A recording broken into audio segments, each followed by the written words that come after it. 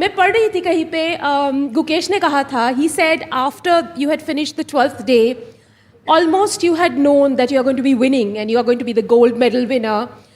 And उनके लिए काफ़ी difficult था वापस जाके focus करना. It was very difficult to get back on the board, focus, knowing that you've already clinched the gold. Tell us, at that moment, what did it take for all of you to lift yourself, focus, get back on the drawing board, on the chess board, and, finish the final day? Rika, firstly, I want to say that my first video with NDTV when I was a little girl, it's still on YouTube somewhere where more than chess, it's me dancing on that video. So it goes a long way back, and dancing never really worked out for me. But chess continued.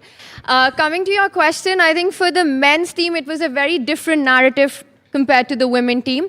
They ran away with it. They were unstoppable.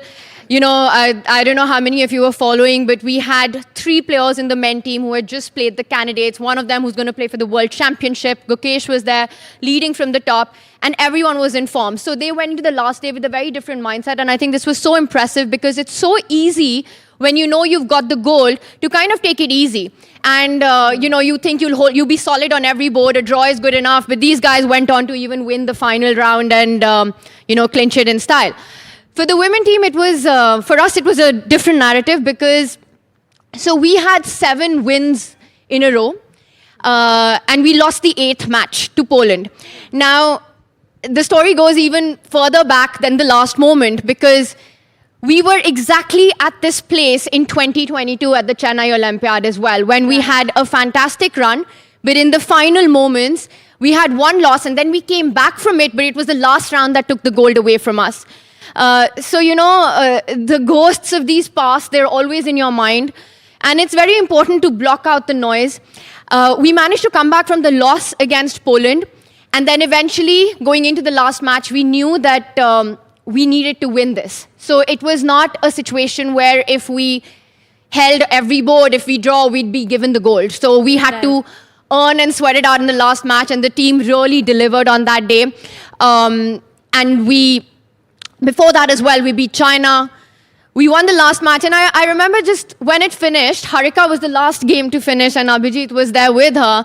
And she has been also, I got into the team since 2008 and I've played every Olympiad. She's been on the team since 2004 and played every Olympiad. And I think you could see it on her and we all felt it, that this is something that we worked towards not that year, not 2 years ago, not since Chennai, but 16 years for me and even longer for her. So having done that job in that moment, I think we all felt probably more emotional than we ever have because it went far beyond than winning the gold. It was a lifetime journey for a lot of us on the team.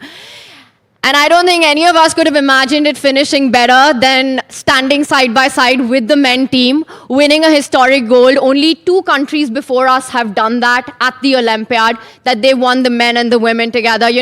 People have been talking about this for generations, that chess started in India. And then, obviously, there's been this big boom in India and the biggest talent is coming out. But doing this, having this performance, I think it really established that, the future of chess is not India. That is the present and the future of chess. So very special moment.